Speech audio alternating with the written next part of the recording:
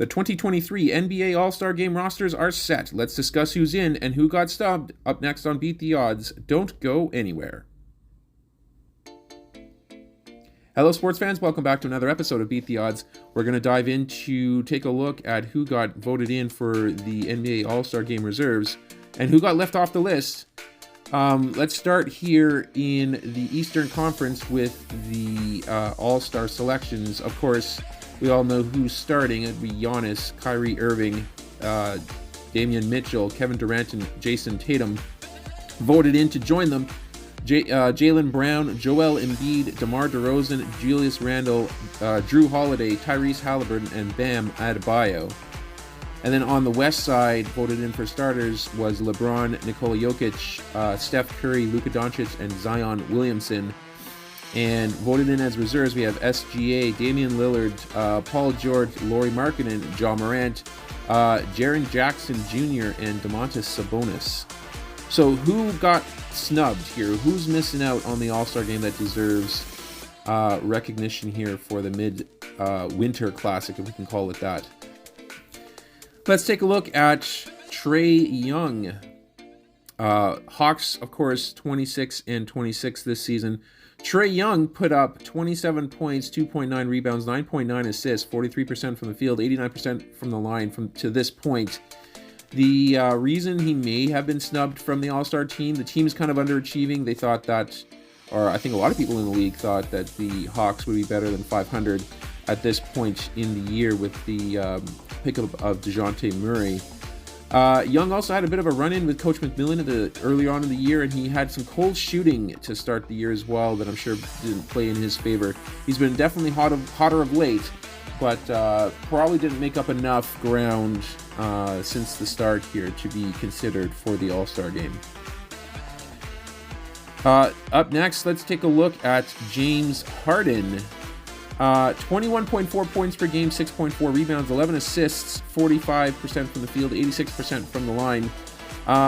He missed 16 games in the season so far. That's likely what led to him missing out on the All-Star game. Embiid, of course, got voted in here. I know it's difficult sometimes to get two players voted in from the same team. There are, of course, some exceptions, Tatum and Brown being one. But there's that, and there's also a glut of top guards currently in the East. And I think some of the voters might be kind of fading a bit on James Harden, thinking that he's just not in his prime anymore, so perhaps doesn't deserve as much of recognition here to be in the All-Star game. Next up, we have Pascal Siakam for the Toronto Raptors. 24.9 points per game, 8.0 rebounds, 6.3 assists, 47% from the field, 77% from the line. Siakam is actually averaging some career highs in points and I believe in assists here as well this season. But Toronto's record being 23 and 30 is more than likely the biggest hindrance as to why Siakam didn't make the team here this year. Siakam's also cooled off in this past month. He's averaging 22.1 points, 7.6 rebounds, and 5.5 assists. So he hasn't been playing up to his season standards here of late. That may have been another reason why he wasn't selected here.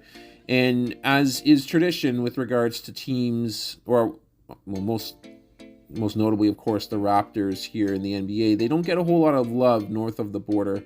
Not a whole lot of media attention here, so there's players that may have been deserving in times past here that just get overlooked because they play in Canada.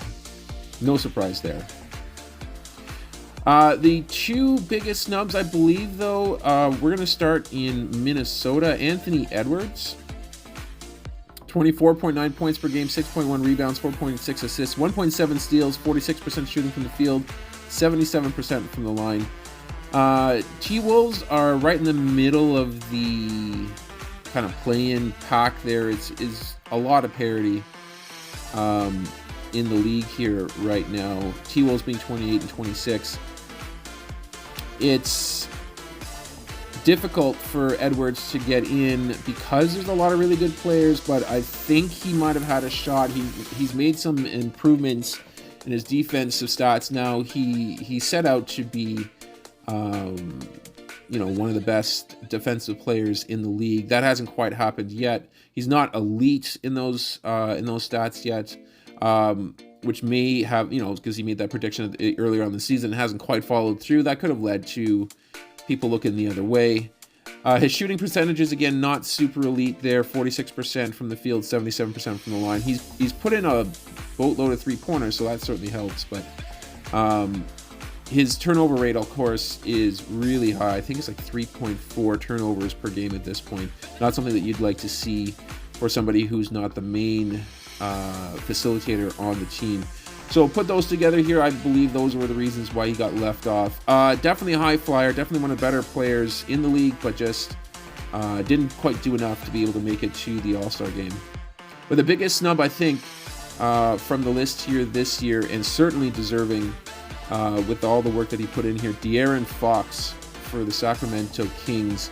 24.3 points per game, 4.3 rebounds, 6.1 assists. 1 steal, 51% shooting from the field, 79% from the line. Now, of course, Sabonis did get voted in, rightfully so. De'Aaron Fox missed out here. Kings are shockingly good this year. They've got the most high-powered offense. But unfortunately, Fox wasn't able to kind of squeeze in. It's difficult to say who would have to come off the list for the West in order for Fox to get in here. I don't know if Paul George is as deserving, but if you look at like Ja and Damian Lillard and SGA, there's certainly good reasons as to why they should have made the team, which really leaves De'Aaron Fox, unfortunately, the last man out here. I think if the squads were to go with one extra player, Fox would be voted in here for sure. Now, of course, at this point here, there are likely going to be add-ons to the All-Star team due to injury. Zion, of course, is hurt. Durant is hurt.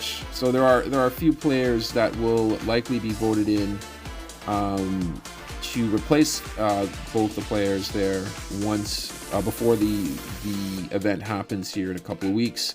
So I imagine that a couple of players off the snub list will likely make the squad at that point.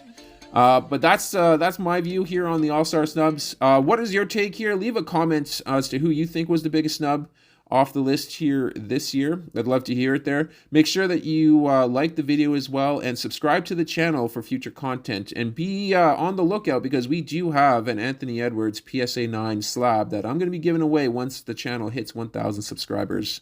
But that's going to do it for this episode. Thank you guys for watching. We're going to sign off for now, but we're going to catch you guys on our next episode.